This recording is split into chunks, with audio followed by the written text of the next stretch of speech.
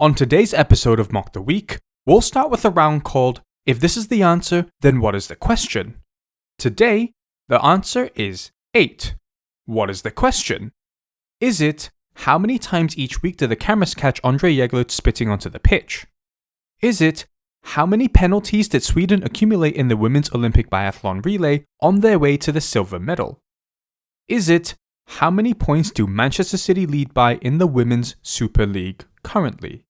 That's right, City have an 8-point lead at the top of the table with 6 games left to play, with my Manchester United in second place. Part of me hopes that City will do what United did in the 2011-12 Premier League season when we were 8 points ahead with 6 games left to play, only for Manchester City to win the league on the last day of the season, courtesy of some goal I can't really remember, nor do I really want to talk about it. But as things stand right now, Andrée Jeglertz and his City side don't look like letting this lead slip. Of course, anything can happen in football, which is why we all love this sport so much, with biathlon a close second. But let's talk about how they got into this position. So, how do Manchester City play? What is Jeglertz's system and football philosophy? And how, just how, did André Alexander Jeglertz turn this City side that failed to qualify for the Champions League last season into genuine title contenders? Let's start with the attack. Jeglertz's attacking mindset is to get his players playing with no fear, to be direct, to be positive, to be opportunistic, to be aggressive, and to be brave. Jeglertz wants his team to attack with a high tempo, players taking fewer touches to keep the ball moving, to keep shifting the defense. Players are given the liberty to find dangerous pockets of space themselves in the final third, with the only rule being, if the ball is on, like this 50-50 ball for Miedema in behind, then you have to play it. This does 2 things. One is that Everton's defense here is constantly under pressure from City barraging their backline, playing through balls that aren't necessarily on, but City will turn every forward pass into something meaningful attack-wise. 2 is that this places a huge amount of trust in whoever has the ball for Manchester City, players trusting their teammates to provide moments of quality when called upon. And if you've ever played any team sport at any point in your life, you'll know exactly how important it is for your teammates and coaches to trust you. Trust brings out the best in athletes, and this is exactly what Andrée Jeglertz does for his team. He trusts the quality of each and every one of them. Iman Benet here plays an absolute peach of a through ball for Miedema to run onto, and she gives City the lead against Everton. Andrée Jeglertz knows that his side is packed with quality on the ball in every position, so they are given the license, and more importantly, the instruction of playing these 50-50 through balls because he wants his team to be direct. The idea is to bombard the opposition with wave after wave after wave of attacking pressure. This goal will give you an idea of what they're trying to do. Rose wins the ball and immediately passes to Fujino, who's given the space to turn. Hasegawa is calling for her to pass it to Laura Coombs, but Andrée Jeglertz has instilled this idea of just take the chance if the ball is on. So Fujino instead plays a long ball over the top to Bunny Shaw. This ball is risky because if it's not perfect, then Catley will most likely get to it first. But this goes back to the trust that Jeglertz has in his players to play a ball like this in the dying moments of the game. He and his players are willing to take this chance, because if Bunny Shaw manages to control the ball, then City are up the pitch in a flash, into the final third, and Iman Benet is able to score this late winner for her team. Jeglertz wants his players to play what's in front of them, to play off instinct. If there's space available in front of them, then take that space, and put the opposition defense under pressure. Their late winner against London City Lionesses is the epitome of taking any inch of space available and seeing what happens. Miedema nutmegs Jana Fernandez whilst threading the needle with this ball, Hemp fires the ball into the 6-yard box blindly, and City come away with a late goal to win the game via a bit of chaos in the box. But this chaos is exactly what Jeglertz wants. Playing a long ball like this doesn't always come off like the winner against Arsenal, but it serves a very important purpose. Alex Greenwood is on the ball back here, and she pings a long ball over for Carolyn to chase. Charlie Grant gets there first and pokes the ball out for a City throw. The purpose of these long balls is, even though Carolyn was beaten to the ball, City have won a throw in deep in the Spurs half. This gets them up the pitch and allows them to essentially camp in the Spurs defensive third now. City are now in full-on attack mode, deep in Spurs territory, from which they craft out a lovely move and Fujino puts City ahead in the game. Jeglertz allows his team to take chances like these because he knows, more often than not, direct passes like this will result in City possession higher up the pitch. It's not insanely tactical stuff, but it's highly effective. This goal against London City Lionesses is a great example of the attacking mentality Jeglertz wants his side to play with. City build up patiently, knocking the ball around, and Hasegawa spots an opportunity for a pass to Bunny Shaw to hold the ball up, and then bring possibly Miedema and Carolyn into the attacking move. This pass keeps City moving forward and forces Alana Kennedy to step out of line to press Shaw. The pass isn't the most accurate, and the Lionesses come away with the ball in the center of the pitch. So the question is, what happens if City play a forward ball, lose it, they don't get a throw in or corner, and the opposition have the ball? Well, City will just press them aggressively, Viviana Miedema putting in a huge shift pressing Lete, and she's forced to essentially just give the ball back to Manchester City. They recycle the ball, and as it comes to Hasegawa, they're on the attack again, throwing wave after wave of attacking pressure in the face of London City Lionesses. Miedema slips a wonderful ball to Carolyn running in behind, and she opens the scoring for City in the game. A lot of the goals City score come from players playing with their head up, identifying the space available, taking the space, and most of the time they come away with a goal. Jeglertz wants to maximize his players' potential by having them play with freedom, showcasing their best qualities. Grace Clinton is a player who's fantastic at playing on the turn and driving up the pitch, so here she is dropping back, receiving the ball, and turning away from Kosovare Aslani. She's a wonderfully balanced runner of the ball, and she gets City into the final third. From there, City work the ball to the other side, to the queen of Instagram captions, Kirsten Kasperai, and she provides Viviana Miedema with a free header at goal. Miedema is a wonderful playmaker as well as a finisher, so she's often the player providing the assist as well as getting into the box scoring goals, and she's provided a couple of really nice assists so far this season, with this one against Aston Villa for Fujino my absolute favourite of the bunch. Bunny Shaw is the most lethal target to aim for in the box in the women's game, so City repeatedly send in crosses for Shaw knowing she'll connect with them in any way, shape or form, even if she's the only player in the box. As long as the cross is of a high quality, Shaw will never miss the target. Just like how Lisa Vitozzi didn't miss the target on her way to Italy's first ever Olympic biathlon gold medal. Carolyn and Lauren Hemp are both brilliant at making pancakes. Yeah. You want to see how it's there? Run on. Oh wow! And along with Alba Fujino, those three are incredibly direct runners, so City often try to set them free by giving them the ball in space for them to do their magic, with Carolyn pulling this filthy move on Mas Pacheco to put City a goal ahead against Everton, or Lauren Hemp running directly at Sarah Mailing to provide this ball for Shaw to finish beautifully, and pretty ridiculously, a sideways diving header, and she makes it look so easy. But in amongst all the directness and risk-taking, there is some structure to how they attack. Andrée Jeglertz sets his team up in a 4-2-3-1 formation. I'll use their starting lineup against Aston Villa in December to talk this through. City build up lopsided. Kirsten Kasperai will usually push all the way up, which leaves a back three of Rose, Kanak, and Wahabi. Blinkilda Brown drops back as the number 6, which allows Hasegawa to operate further up the pitch. Fujino will then tuck infield, leaving the entire right flank for Kasperai, whilst Lauren Hemp hugs the touchline on the left-hand side. Miedema and Shaw will then have the freedom to either run in behind or drop back and help with the build-up. This build-up structure was very clear in their first goal against Aston Villa. The idea is for Lauren Hemp to drop back and receive the ball hugging the touchline, and seeing what the opposition defense does. If a defender goes to press her, like how Noel Maritz is right now, this opens up a disconnect in the channel between the right back and the right centre half. Or in this case, Villa were playing a 3-back, so the right centre back and the central centre back.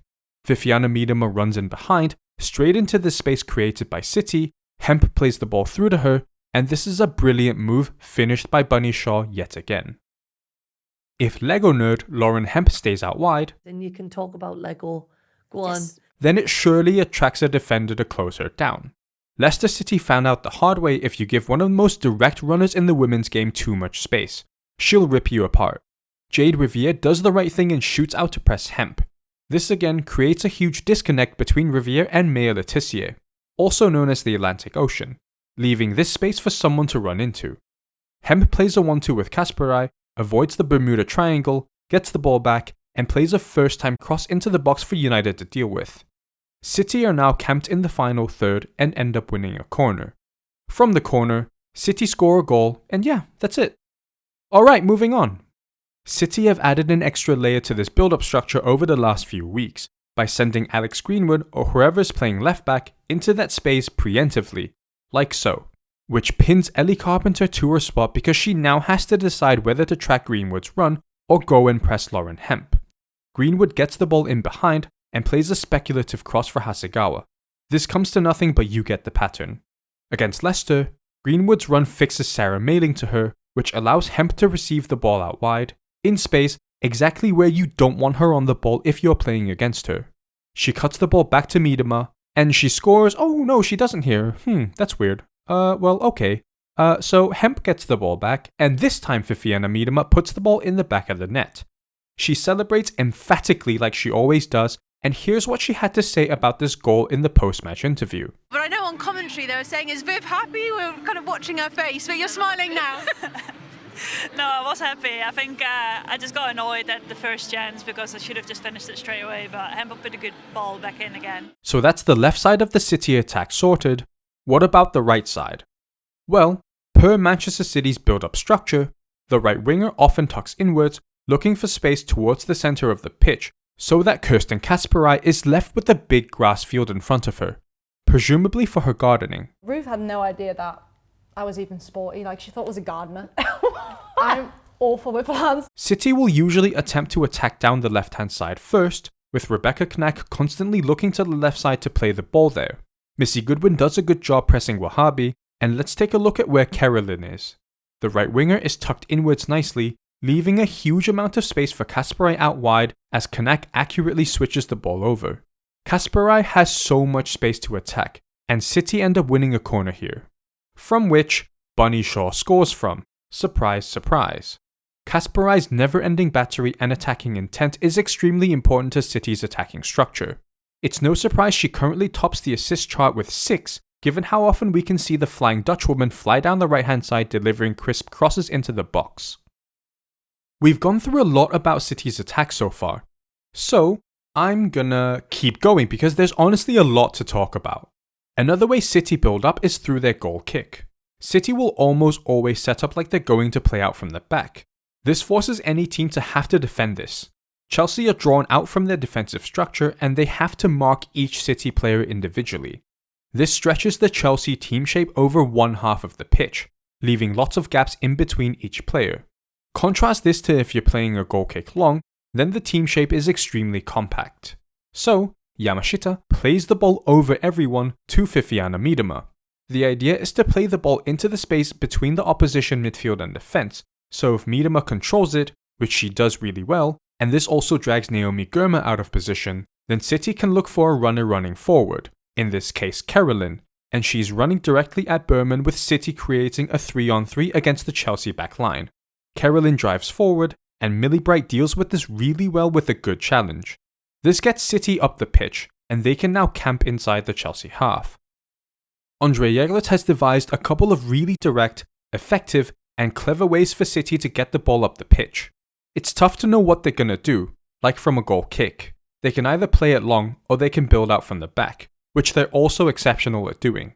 Jeglertz wants his team to play football in the opposition half, and thus has come up with ways for his team to play as little football in their own half as possible. Another way he does this is through their defense. City defend differently depending on where they are on the pitch. When they lose the ball whilst they're attacking, they will usually press the opposition immediately to try to win the ball back high up. Again, going back to the notion of trying to play in the opposition half as much as possible. Kasparai gives the ball to Hemp, and yeah, great strike, whatever. Alright, let's keep it moving. City set their defensive line high in order to suffocate the opposition in their own half, and they press really aggressively in two specific scenarios. The first scenario is when an opposition player has their back turned to goal. Jeglertz has identified that, at some point during a team's build-up, provided City are putting enough pressure on the opponent, someone will have to drop back, face towards their own goal, and receive the ball. That is the exact cue for City to throw everything at Chantal Swaby. Hasegawa and Fujino come rushing in like two Japanese bullet trains, and Fujino duly puts the ball in the back of the net. Having your back turned to goal is one of the most vulnerable positions you can be in on a football pitch. You always want to play the ball forwards, and turning your back to your opponent means you can't see what they're doing. So most of the time, players will either take extra touches to try to hold onto the ball, or they will hesitate on whether they should play the ball back or not. This hesitation is exactly the time Jeglertz wants his players to target. Vikakaptain was a victim of this in the 5-1 game not too long ago. Hasegawa doing a great job to win the ball, and Bunny Shaw proved too strong for Naomi Girma and slots the ball past the helpless Hannah Hampton. Maya Hijikata was another one on the hit list as Hasegawa nips in to win the ball, providing an assist for Shaw in a game they comfortably dominated. City's high pressing defense sets up their attack, pressing the opponent when they're in the most vulnerable position, unsettling their backline, putting them into panic mode, and Manchester City are ruthless when it comes to this. They've scored a good number of goals from this small detail, and they're absolutely reaping the rewards from it right now. The second scenario where they press aggressively is when they're trying to win the second ball. 5'2" Yui Hasegawa and 5'4" Laura Blinkilde-Brown aren't the best at winning headers in midfield, so Jeglertz has those two, along with the rest of the team, focused on winning the second ball instead. Here Yamashita boots the ball long to Bunny Shaw. Her header is a bit wayward following good pressure from Girma, and Fifiana Miedema works extremely hard to win the second ball from Ellie Carpenter. She does so, and plays a first-time ball for Lauren Hemp, who was on her bike already, providing this lovely ball for Carolyn to complete a well-deserved hat-trick. Second balls are an area of the game where the fight for possession is about as 50-50 as it gets, but Andrée Jeglertz has his team really target this area of the game to gain possession of the ball, turning a 50-50 into more of a 70-30 in City's favour. Whether the second ball to be won is on the edge of the opposition box when City are in attack, or on the edge of their own box when they're defending, City will do everything they can to secure possession to gain control of the play. Jeglertz has identified two specific areas of the game for his players to press aggressively, and it's part of the reason why City have dominated pretty much every game they've played in this season. Except this one. If a team manages to play through the City press, then they will drop back into a very compact 4-5-1 shape, and the key for them here is the wingers. City have the most hardworking wingers in the league. Lauren Hemp, Carolyn, and Aoba Fujino all have very high defensive work rates. Look at Fujino here chasing down Anna Sandberg, dropping back like a right wing back to help out the team defensively. And here's Carolyn telling Kasparay not to come up and press McCabe because she'll go and do it herself. It's a fullback stream to have wingers that work this hard defensively, and it allows the back four to stay tight, compact, and organized. Centre backs who are tall, quick, calm in possession with a good passing range are genuinely quite hard to come by. So I think it's just so unfair that Manchester City have two of them. Jade Rose and Rebecca Knack are two of the most physically imposing centre halves in the game. Both are incredible at defending their own 6-yard box, both incredibly physical, both tall, with Knack at 5'9" and Jade Rose at 5'10", especially Jade Rose, who I believe should be playing rugby instead of football with bump-offs like this one. She was also so kind to give Alessia Russo one of her 27th birthday bumps a couple of weeks ago. Rose and Kanak both possess a really good passing range, regularly pumping accurate long balls diagonally to their wingers, so they can conjure up some magic when they get to Hogwarts, which I just found out, the castle was actually made by Lauren Hemp out of Legos. How many pieces does some of the It varies. Oh, Like, does it? mine's Thousands. 2,000. What? Yeah, that's a big one. Like I did Hogwarts, and yeah, that was a lot. Jade Rose has been, in my opinion, the best centre half in the league this season. Not only is she defensively solid, she's also capable of starting an attack through her dribbling and passing ability, launching this wave of attack against Manchester United, and yeah, good goal I guess. Okay, let's move on. Combine Jade Rose and Rebecca Knack with Alex Greenwood or Leila Wahabi at left back and Kirsten Kasparay at right back, and City have a back four who are all good on the ball, strong, fearless, and together as a unit, they are incredibly organized and hard to break down. So, now that we've gone over the myriad of ways City attack and their ever so solid defense, the question is, how do you stop them? Luckily for us, Arsenal showed us how to thwart the City machine not too long ago. The Gunners were incredibly physical in defense, Lotte Wubben-Moy and Steph Catley amped up the physicality at the back, and City had a tough time overpowering them up front with the likes of Shaw, Miedema and Hemp. They also pressed them high up, not giving City a comfortable moment on the ball at all, making sure they were always under pressure, and this is very important, Arsenal made Man City move the ball around under their terms. Look at this build-up from City.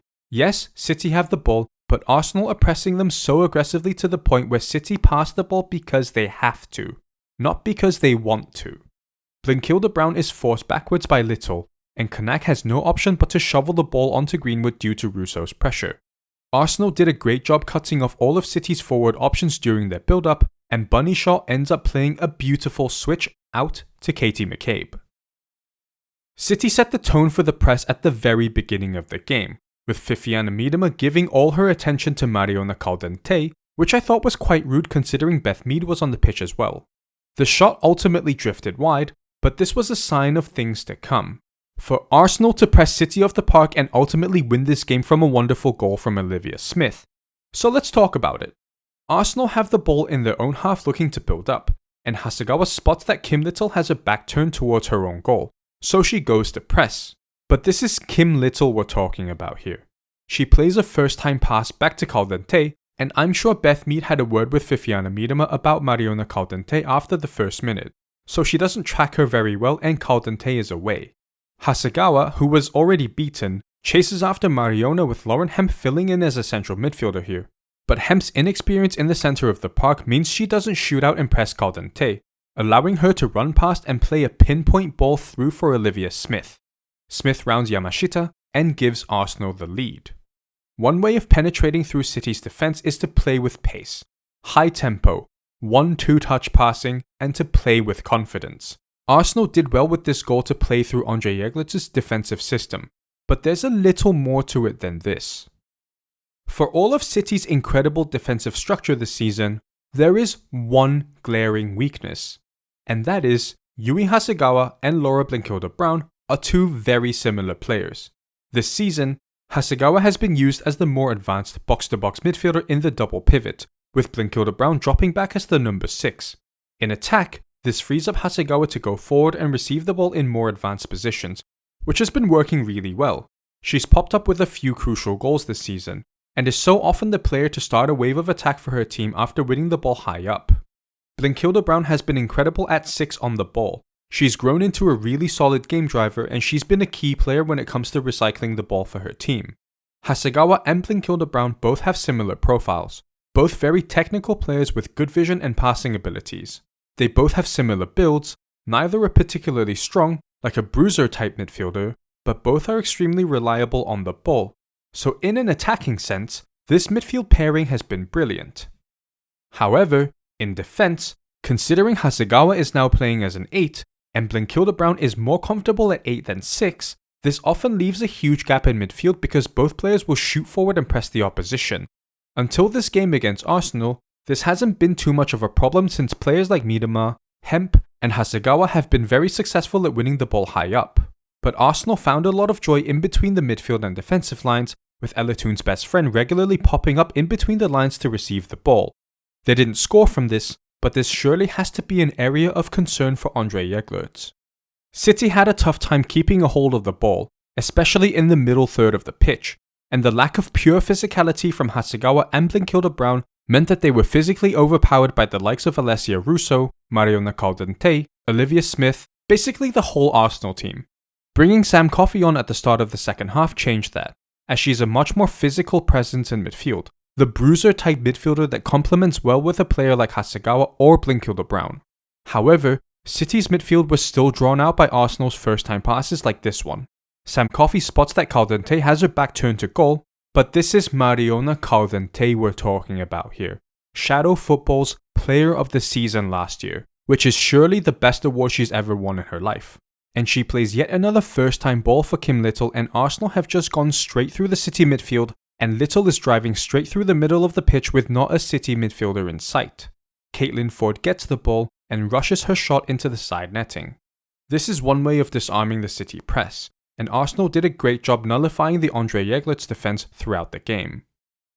When City had the ball in the Arsenal half, The Gunners only had one thought on their mind as Jade Rose comes forward with the ball, and that is, considering City's attacking strength comes from the wide areas, they've set up in a way here where they don't let City switch the ball to the other side.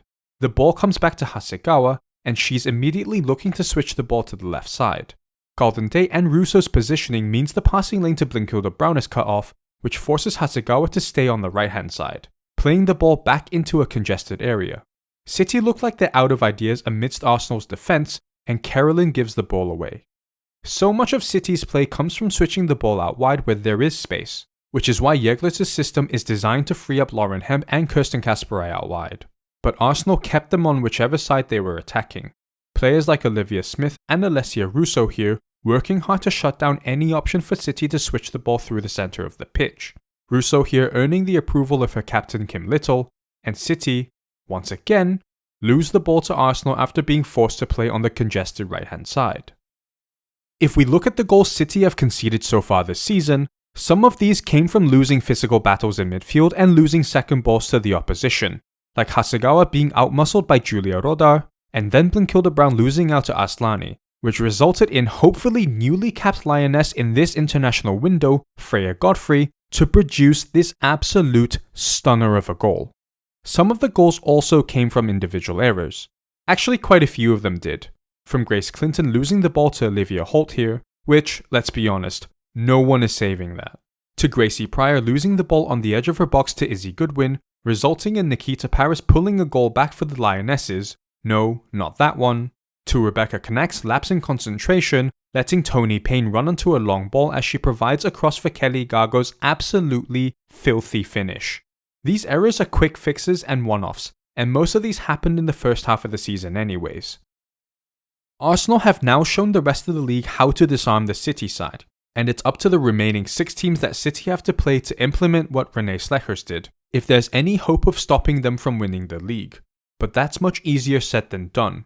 City then responded to the disappointing loss to Arsenal by annihilating Leicester 6-0, which surely sends a message to everyone else in the league that they're not willing to let this 8-point lead slip.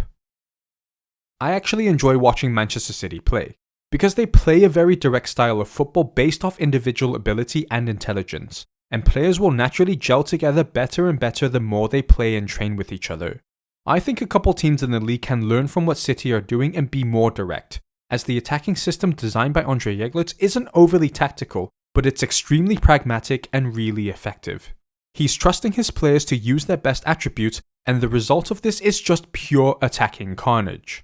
His arrival has caused a mentality shift in the City side. They are now more brave, more direct, more aggressive, and a lot more ruthless. 6 games left in the Women's Super League this season for Manchester City to clinch the title. Andrée Jeglertz has done a magnificent job with a group of extremely talented players, and with Champions League football pretty much secured for next season, it'll be exciting to see the City side go toe-to-toe with Europe's best next season. But for this season, they still have a job to do. To do what they did 10 years ago under Nick Cushing. All eyes on City for the next few months, as they'll do everything to be crowned the Women's Super League champions.